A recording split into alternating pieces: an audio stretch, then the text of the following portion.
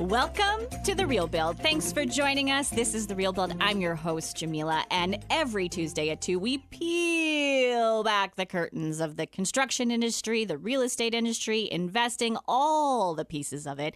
We give you tips, tricks, and what's going on in the industry. And today, we are going to talk about a very controversial topic, Air BnB. Now, this has been the top of people's mind for the last probably 6 to 8 months. And I have an amazing, knowledgeable guest with me today, Dena Steel, owner, founder of Keys to Kelowna.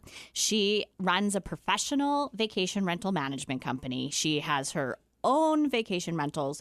She manages rentals for other people, luxury rentals in this city. And she has been on top of all of these political changes provincially, in our local municipality. She has been speaking out in social media.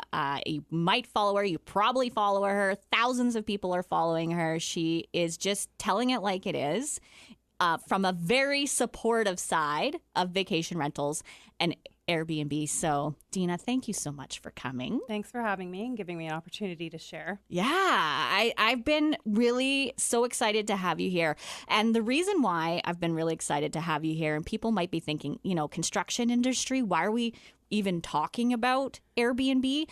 But the reality is, and what is happening right now, is when you're building a brand new project, a brand new townhome community, a brand new condo building, even a brand new housing community, you need to sell 50%, typically 50% of that product when it is a complete concept, when it's not built, before you even put a shovel in the ground, in order for the bank to fund that project to go.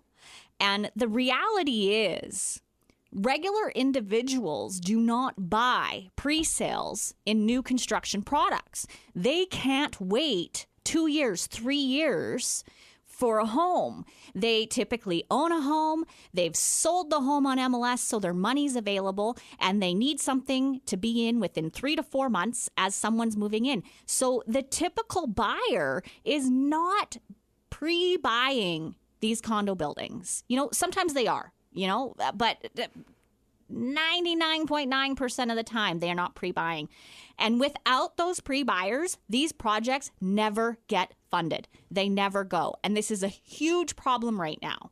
A big, big problem is putting projects to market and pre-selling them, because all of this legislation that has been happening recently, provincially and federally, that has been removing investors out of the real estate market, has eliminated these pre-sale purchasers. They're gone. So, it all started with assignment clauses happening. Yeah, a lot of people buy pre-construction projects because of assignments. And what became very popular was Airbnb, which we're going to refer to it as vacation rentals today, but a vacation rental investment. They got those pre-sales happening. So those projects could get off the ground, they could go, and there was finished product to sell to the end user at the end.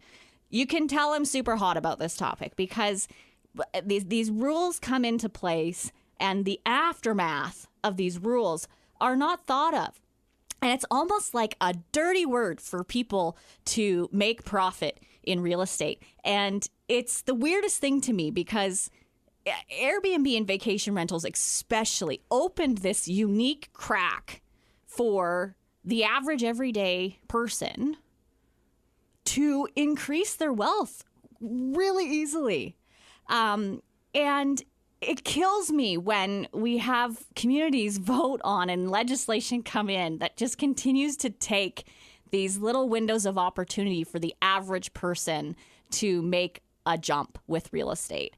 And when they do that, they leave all of the opportunity for big, deep pocket companies, which good for them to get there, because I'm trying to go there myself. I'm trying to be one of those big, deep pocket companies, it's tough. It's a tough market. So I have just rambled on for a long time, but I wanted to lay the groundwork on why, even if you're against it, why you should really consider. Because if you're against Airbnb, but you feel like there is a housing shortage and housing is too expensive, This is a piece that helps us get more housing to market.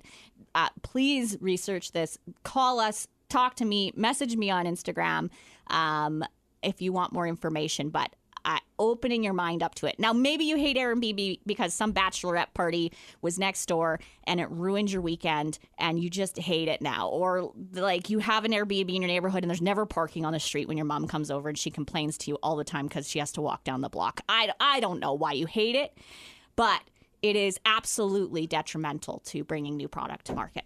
So, Dena. Yes. Well, you know what? There's a lot of reasons to hate it and there's a lot of reasons to love it. Yes. Our community, I've been in this, doing it professionally for other investors for I'm in my 11th season. Wow. I have started with furnished rentals, executive style rentals, like 30 plus days about 22 years ago with my first purchase. So way before it was even popular. Way before. And there's always been furnished rentals around. Yeah. They're kind of stale looking. They're usually subleases. So what a company will do is they'll come in, rent a condo from someone, furnish it, and then re-rent it. And there's a lot of larger companies that have been around for like 30 plus years. These are third-party agencies that I actually work with that do relocations from the East Coast to West Coast. And so there's always been furnished rentals. But Airbnb, which has got the largest market share, which is why we all refer to them as Airbnb, but they are vacation rentals if we want to keep it professional. Yeah. They opened the opportunity for the little guy, the independent homeowner, to share their home. Yeah. And it's called home sharing. So the idea was, yes, to use your principal residence, but it also allowed people to pay their mortgage, renovate their homes. These are all things that I did with the income, support your dependents. Like it has been life-changing income for people. Go on vacation. Go on vacation and have someone else vacation in your home. Yes. So I came into the Airbnb lifestyle while traveling, and I was so impressed by the demographic of people willing to share their homes and the demographic of people that wanted to stay in someone's home. So I was like, this is such a cool concept, and I could see why it was taking off. And yes, it's allowing us to put these developments up because honestly, the only way. You're not even cash flowing. If people think that people are making money hand over fist, they are not. I tell people all the time, that $700,000, $850,000 2-bedroom condo, that's not going to cash flow. They're like, that's okay. It's my retirement plan. I've always loved Kelowna. I want to just be able to cover some of the bills. I get that I'll have to subsidize it, but one day we want to sell our home in West Vancouver and move to Kelowna. And as someone who has sold new construction in this marketplace for going on 12 to 13 years now, that is how new construction sells. People come here on vacation. Maybe they come every long weekend, for a couple of years. And then the fourth long weekend or the fifth year, they're like, I got to retire here. And they buy a house. And before they became $1 million homes, when they were like $450,000 and $500,000 homes, they buy them, they would rent them out, and then they would come in 5-10 years and live in them. And as the prices increased, Airbnb and vacation rental options became more profitable for them to manage doing that purchase, right? Yeah, absolutely. And so I just moved in. If you're like, who's doing it? So most of my investors, all but 2, own just one property with the plan to retire here. So I just moved in. We took possession 2020. We've rented it as an executive style rental, which is like 30 plus days for the last 4 years. And they finally were like, after our last guest just left, I don't know, like 4 weeks ago, they're like, we're done. We're done with the rat race in the city. We're moving in and we'll figure out what to do if we're going to buy a bigger house, sell this one or whatever. But they've come to the Okanagan to relax. And amazing. It's beautiful. It's beautiful. And that was 4 years. It was a great property for them. We were able to share the home with people that were relocating here who ended up falling in love with the community and want to invest in that community, buy and build. And I was like, this is the magic of furnished rentals, I think, mixed with hospitality. Yeah. So, and at the end of the day, we're a tourist destination. We have created an economy here. We've definitely created an economy here, and we're growing fast because of that. And some people don't like that either. And a bit of a solution to that is staying a vacation town, right? With vacation rentals. And anyway, we are going to absolutely continue talking about this after the break. We have so much coming up this show. We are going to talk about what happened in this legislation, where we're at with this legislation, where are the gray areas, how to keep operating in this legislation, and what's coming down in the provincial vote on how to change this. Stay with us. We'll talk to you soon. Welcome back to The Real Build. I'm your host, Jamila. Today we're talking Airbnb and vacation properties. I have Dena Steel here with me, founder and president of Keys to Kelowna. Follow her on Instagram. If you aren't already, she is the authority on Airbnb, what happened, where it's going, and why we need to fight for it to come back. And the thing is like, let's talk about where this all started. Like, you have been in the council meetings, you have been reading the legislation, you know what happened step by step. So let's talk about what happened. Was it 2017 or 2018? Airbnb policy team actually came to Kelowna. Okay. Gathered a group of us professional hosts and organized stakeholders to meet with the city of Kelowna to discuss introducing regulations locally. Okay. So we were a part of that from ground zero. Unfortunately, all of the proposals that we brought forward they fell on deaf ears. That was my first introduction to, like, what was the point of the meeting? Like, it was just posturing, in my opinion. Okay. It was so frustrating. So they rolled out the regulations back in, 2018. Then they said, let's give it 2 seasons, we'll review. Pandemic. And this is how they introduced Airbnb to Kelowna, or how they started regulating it? How they started regulating it, because it kind of, I would say 2013, it kind of got a lot more traction. Yeah. And then I would say like 2016, a lot of people were using it because we have vacation rentals here. We've had them for 16 or 17 years. Mm-hmm. It just allowed the non-professional, right? The individual homeowner to start managing rentals. And I kind of think that that's where some of the problem lied. Mm-hmm. Homeowners, some of them create amazing experiences. Mm-hmm. Absolutely. Mm-hmm. But the challenge is there's a whole spectrum of the kind of homeowner that's out there, which created a slew of problems. Well, that's in any business, right? I mean, there's 2 things they'll let everyone do without a license. Well, I used to need a license, but they'll just let anyone do is have kids and start a business. Yeah. So,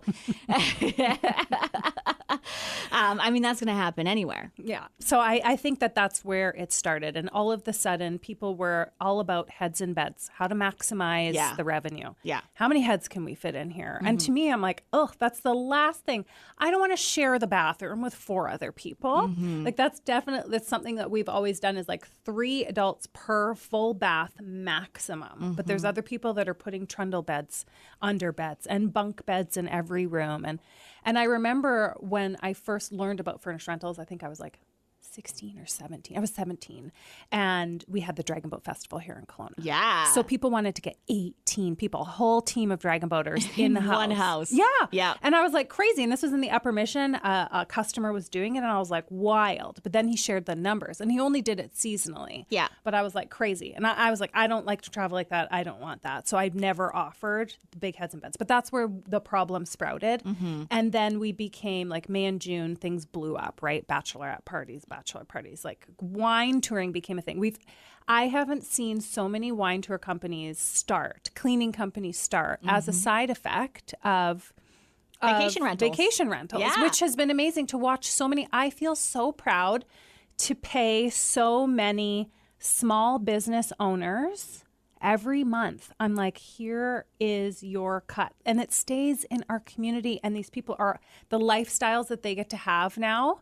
Like, it's so good. We've got tons of moms. It's one of the things that I'm so happy to You can talk to these businesses, the restaurants downtown, the small shops downtown, these local individual business owners that are feeling the pain this year. It's bad. From that. It's bad. It's like a ghost town here. It's crazy. Yeah. So that's where it all started, was kind of like, okay, it's not as professional. And I could smell that. I've been a part of some of the buildings downtown for, I don't know, 7 or 8 years. And just seeing like what's going on and some of the individuals with an entrepreneurial spirit coming in thinking like, this is it, this is how I'm going to make my money. And then just concerned about the revenue and not about the experience of the buildings, the owners, the guests. But in a way, in every industry, the industry will weed those people out, right? Exactly. They It's will get bad self-regulating. reviews. They won't get bookings. They'll get strata complaints with fines they have to deal with. Yeah. You know, there's mechanisms in place that deals with people that are causing disturbance.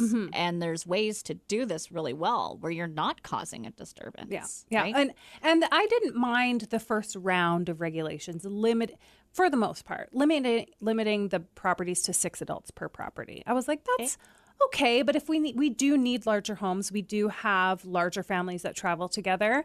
Dragon boat festivals. Yeah. So that was a challenge, but I was able to solve that by getting several properties, like townhomes, kind of in the same neighborhood. So it was like, well, you can all stay together, but 6 adults max per property. So I did enjoy that, but it was self-regulating. It does, and as the bad actors, they start weeding themselves out. They're not making as much money, so they do have to release them, or they turn to a professional and hand it over to a professional who won't bring in the party groups and make sure they have a great relationship. Like some of the building managers were exchanging Christmas presents, like texting all the time. Like you have a great relationship with them, with the building. So I do think that they were starting to self-regulate, and the regulations that kind of swept in on May 1st, I think jumped the gun. And I do have some ideas of what I'd like to see if we do have a revision or a change in government. I think there obviously does need to be some regulation, but I think we need to what happened in 2021 is a bunch of late adopters jumped the gun. They were starting to gobble up all these units thinking that they were going to turn them into Airbnbs. Okay.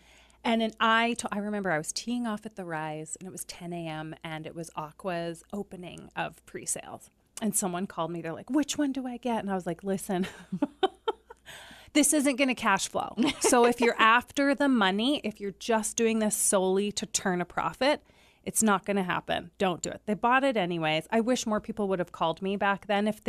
For the people who are after the profit, it's not as hot as you think it is, unless you're a cash buyer. Yeah. It's great. But right now, the prices, the costs of everything, it's not as hot as everybody thinks it is. When everyone's saying greedy investors, I was like, you don't see the bills. We have a unit. It's a 2-bed, 2-bath, I don't know, 1,300 square foot private hot tub, stunning views, amazing. We put it, I told the investor, I said, put it on the long-term rental market because I don't think it's going to perform well as a short-term rental. It's too saturated. They had it listed for, I don't know, 120 days, did a couple of price reductions, couldn't even rent it for $2,800. It's stunning, brand new, professionally decorated, private hot tub, couldn't even get it rented on the long-term rental market. So wow. I think his carry costs all in with everything was just shy of $6,000 per month. So yeah. It's and I mean that was a property seems like designed for Airbnb, having the private hot tub, like, and that's where kind of the market went, is developers started designing these in order to encourage the Airbnb investment or the vacation rental investment purchaser, and make them, a unique, give them all these unique things, which come with a cost attached to it, for vacation rental. Now, so we hit, they go, no, we're taking, no more vacation rental, no more Airbnb. What was this, fall last year? Last year, the whispers were starting in July. I was like, something's coming down the pipe. Okay. What is it going to be? I thought it was going to be, let's professionalize the industry, right? Because right now it's unregulated. Yeah. It's not you don't have to be a licensed property manager to host short-term rentals. But let's lay this out there. At this point, you've got, the city of Kelowna public office, you've got government officials. The only person they have heard from is the neighbor that hated the bachelorette next door, right? The only people that speak up are the people who are annoyed and hate it and want it gone. And they hear it, and they have to react to it. And what they may not do is then listen to the people who are earning their incomes in this area, that are paying for their housing, paying for their kids' college degree, paying for vacations for their family to explore the world with this. They're not hearing those stories. So we're going to keep talking about this next. Stay tuned, guys. We are going to talk about how you find the gray area, because, this is about our opinions here, what's going on, and how we can help you earn money and stay profitable in the real estate industry. See you soon. Welcome back to The Real Build. I'm Jamila, your host, and we peel back the curtains of the construction and real estate industry every Tuesdays at 2. Thanks for coming back and listening to us. I have a special guest, Dena Steel, owner and founder of Keys to Kelowna Vacation Rental Management, has her own, manages them for other people, and has been very vocal in supporting and bringing back Airbnb and the legislation we just went through. So we've been talking today about her experience in this area. We've been talking about, the benefits of Airbnb and what it actually does to produce product for the market. And the more product on the market, the more inventory there is, that's how you create lower rates and lower costs. But what I want to dive into is what we just went through. It was this whirlwind of a sequence, and you're saying the whispers started coming in July when they just kiboshed Airbnb. So tell me what happened. I think it's such a political hot topic, affordable housing. Mm-hmm. And all of the sudden, there was just some laser focus on Airbnb, which it's like less than 1% of the housing units. It's so minimal. Yeah. It was like, you think that this is going to move the needle less than 1%. Mm-hmm. And literally in the press conference, I believe it was Ravi said, we've got to pull every lever. I've had multiple conversations with city councilors, and they said it's a crisis. This is an emergency. We have to try everything, and we have to give it time. Which I totally understand. And I do think things are crazy expensive in every manner of speaking. And unfortunately, this isn't our first run through this, right? Mm-hmm. Every industry ebbs and flows. And unfortunately, things are just exponentially harder for people. And I totally get it.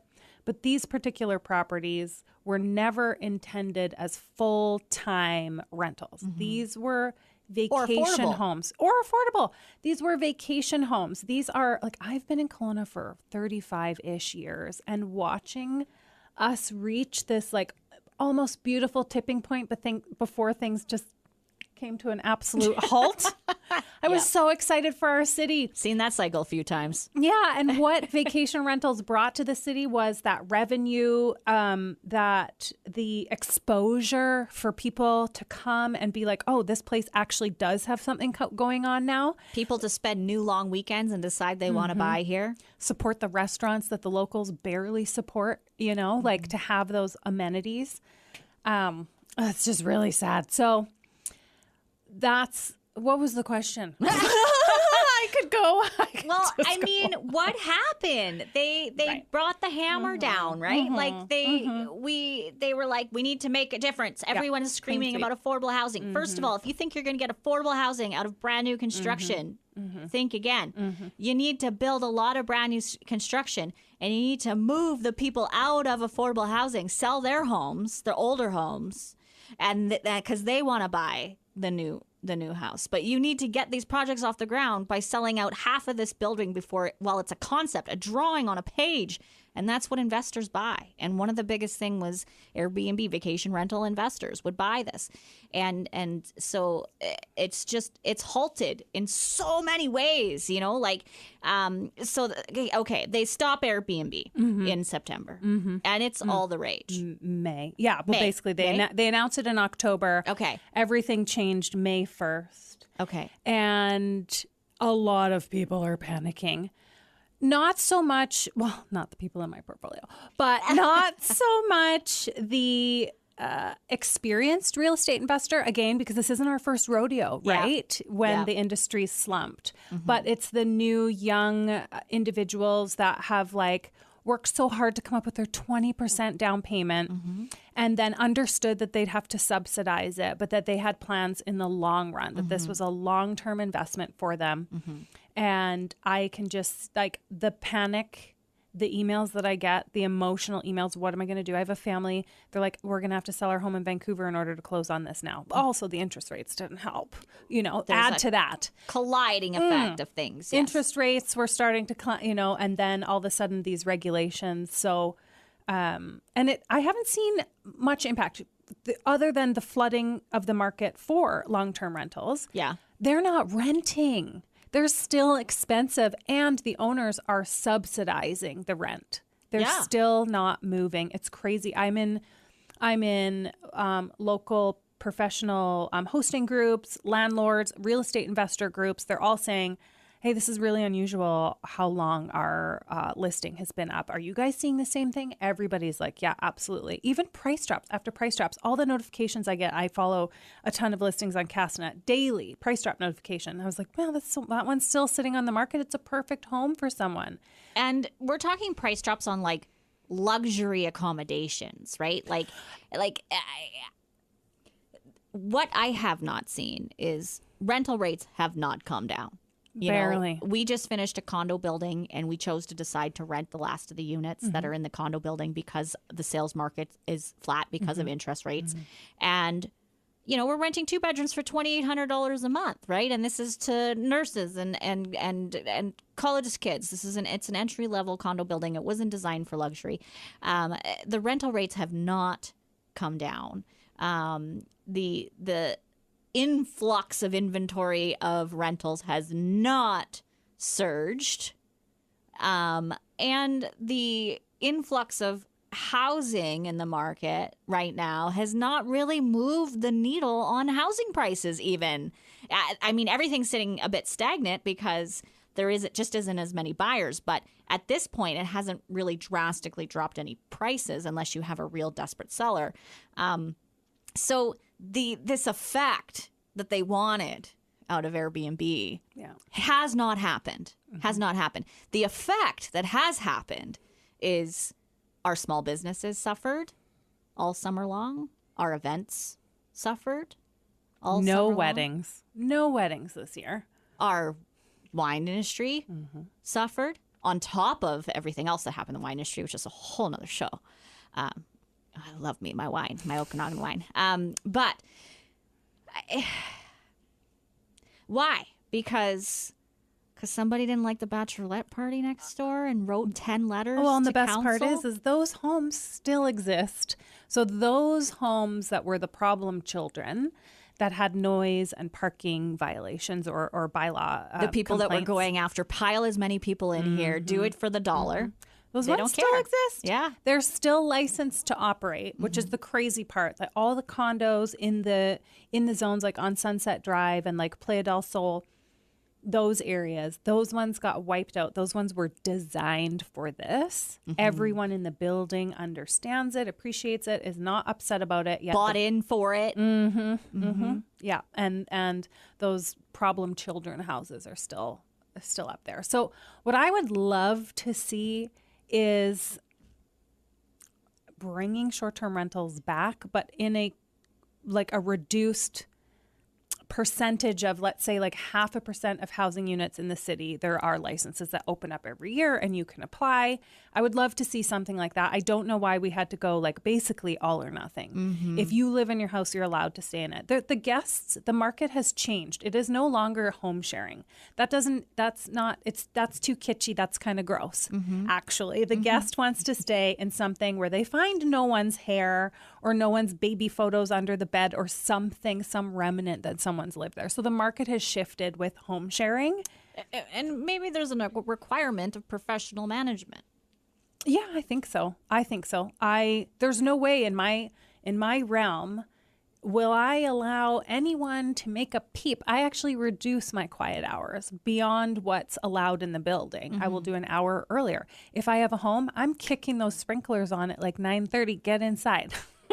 And that's the thing. The professionals, you don't like getting a phone call at 10 o'clock at night or 11 o'clock at night from neighbors or strata that stuff's going on. And you have your tricks. Tons of tricks. kick the sprinklers on and hose them down. put them back inside, like, oh. Yeah, it's sad. It's very sad. There was just one clean sweep motion is not effective. It wasn't effective. It's proving itself to be not effective. Yeah. So, I mean, the big thing, we can't kick investors out of the real estate market because it's how new product is produced. And in the last 5 years, they've done everything they can to do that. And if you're a small business owner in Kelowna and like you felt the crunch of the lack of tourism, and I mean, why do we get to have hotels jack up their rates and be packed full? For the first time ever, I had people calling me, do you have a room? I have to come for cancer treatments. I cannot. There's nowhere to stay other than $700 a night to come to the hospital. It's just affected things in so many different ways. We're going to keep talking about this. Like, we got to figure out a way to get short-term rentals back, make it work for the city. And we've got a provincial election coming up. There is avenues, and Dena's been all over the what's going on there because she's going to tell us the tips and tricks on where we need to go if this is something we want to bring back. Stay tuned. Welcome back to The Real Build. I'm Jamila, your host. We have a hot topic today. We are talking Airbnb and vacation rentals. If you've been listening along, you've been hearing us talk about why this, one, hasn't changed anything about our rental market, specifically locally here in Kelowna. Two, why kicking these investors out of building new construction has hindered the start of new projects in Kelowna. And three, how it has hurt our local businesses deeply this year with the lack of tourism that's come through, and how we've taken away yet another avenue for the average everyday person to control changing their income outcome. Dena Steel, you're fabulous. This show's been awesome. You've got so much information. You've been hanging on to every minute and fighting for this in council and provincially. And rightfully so. You've been decades in the market of managing vacation rental properties, founder and president of Keys to Kelowna. If you have vacation properties, I would recommend reaching out to Dena 100%. I don't usually turn this into a commercial at all. I can't take everybody. But when you find someone who's top of their game, you find someone who's top of their game. So now we've got a way, there is a way people operate vacation rentals right now, right? So it's hard, but it's happening. So tell us, how does that happen right now in the city of Kelowna? Well, that's one thing, we have a PR problem. A lot of people heard BC's closed for business, no more short-term rentals. We still do have approximately 450-ish active licenses here in Kelowna. Okay. So these are people who have declared the property their primary residence. They don't yet have a provincial registration number. That will be rolling out, I believe, hard start May 1st, 2025. So you will have to prove to the province that this is your provincial or your principal residence, your primary residence. But right now we have 450 operating, and then the rest of them, very hard to continue operating using major platforms that have listings over 1,000 listings. So things like Airbnb, Vrbo, those are big platforms that are now sharing data with the province. Okay. So what happens is every month, I think on the 17th, they share the previous month's data, which will share your revenue, any reservation data, how you're marketing the property if you're trying to share or market the listing for less than 30 days without a license. That data is shared. Then the city will reach out to you to ask you for compliance. And should you not comply, then it moves on to the provincial level, the Ministry of Housing. Then they reach out to you, and the penalties are depending, like for someone like myself, if I were to market the property, and because I am a corporation, the penalty is $5,000 a day. For the individual homeowner, I believe it's about $3,000 a day. So which was smart on their part. So I feel like they were a few steps ahead, rolling this legislation out, watching what was happening in other markets globally, because regulations for short-term rentals is literally sweeping the globe. If you think that you can take your money somewhere else and invest it in short-term rentals, which is what people come to me all the time for advice on other markets. I'm like, you'll run out of time. Like, it's coming for every market because I think it is such a political hot topic. Maybe that's because like half of the globe is facing, political campaigns or anyway. Elections. Yeah, elections. What's the word? Yeah. So it is a political hot topic, unfortunately, but there are big fines and it's very easy for them to find you. So a loophole that some people think is available because silly, government of British Columbia posted on their Facebook page, and everyone screenshotted this. I have it as well. They said, yes, you're allowed to share the home with friends and family. Yes. So a lot of people are doing that now, advertising on Facebook, like, share this with your friends. We have a property here. You can stay. And what they really intended. So I've had calls with the Ministry of Housing. So it's nice. They've kind of reached out to some stakeholders to discuss like how to roll some of these things out, why things are so ambiguous. And that was really like, okay, you have a home that you've always used as a vacation home and your friends occasionally stay. And sometimes people do throw them, $1,000 as like a thank you for letting me stay. Mm-hmm. That's what that's about. Or a nice case of wine. Mm-hmm. Yeah. If it's a for-profit property, and you're letting your friends stay in your property, and it's always been a rental property, that's not what they mean. So there are people out there that have kind of confused that because they're very ambiguous. There's nothing in writing other than that Facebook post saying, yes, we're not stopping you from renting to friends and family. But on that call with me, they did clarify. And will there be more clarity as they roll out the next phase of the regulations starting? I think the rollout will start January 2025, and then hard start May 1st for the provincial registration number. We should have more details. But if there's a change in government, so they actually have to stop engaging with us now because the elections have started. So I hope there will be a change. I hope there'll be a change because I don't think the trajectory that we're going with the maneuvers that they're taking is for our benefit. It's not for our benefit. We're not benefiting from it. So let me ask you, there's you said there's about 400 licenses existing. Can I apply for a new license? If I want to do an Airbnb in my own home, can I? No. Can't. Not in Kelowna. Done. It's done. Will not allow. They future-proofed this as well. So let's say the province turns back and says, okay, we repeal.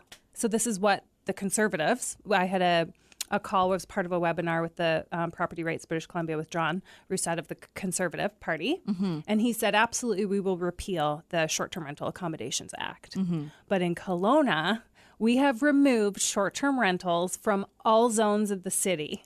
So I feel like that was future planning.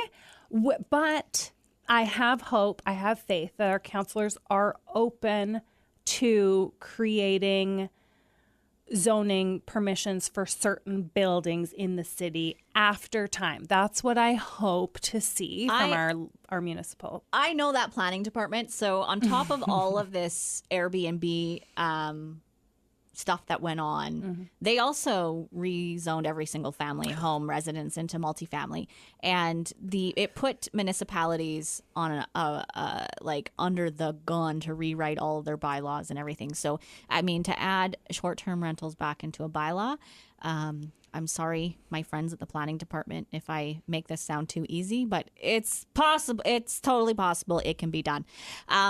So now we are right smack dab in the middle. We've just started the provincial election coming up here, and Airbnb is going to be a topic because people want to hear about it, and you're either going to be wanting it to come back or not. Obviously, you're listening to two people who want it to come back for many different reasons, and I'm hoping that we have opened up your mind or spiked some interest in focusing on this in this election. The things you really need to be pay attention to. And for me, I am not someone who just is like, I drive a Ford truck and that's it.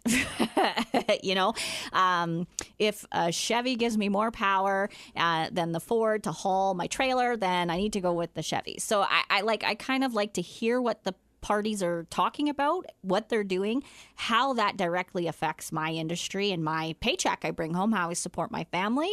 And and then I'll go in that direction. And then I call it at the end of the day. I don't want to fight about it. Whatever happens, happens. I'll make it work for me. But that's kind of my view on politics. So I'm not trying to push anything with anyone.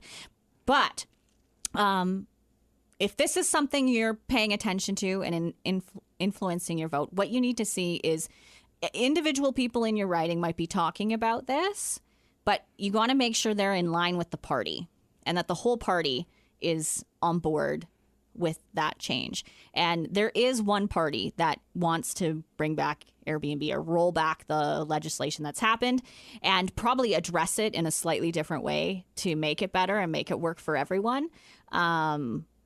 It's a big part of where I'm influenced in my vote. But, don't just pick a color. Read what they're going to do. And maybe we've made you think about Airbnb today. Mm-hmm. Any last words? I would just say that, like, devil's advocate, I don't want to see it come back as full force as we had it.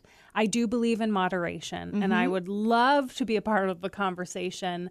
And I will be. I'll try. I will try, because I think it's so important. So what I would recommend everybody do is share their stories, good or bad. But the problem is nobody hears when things are going good. Yes. So we need to share with at least at the municipal level. Yes. The stories of, like, why you think that it's an important part of the community. And I feel for them. If all they hear is no, yeah, they're gonna work for those people. So if you have good stories, call the councils. Share the positive. Share the positive. Yeah, I think there's room for it in moderation. On that note, thank you for listening to the Real Build. Thank you for being here, and we'll chat with you next week.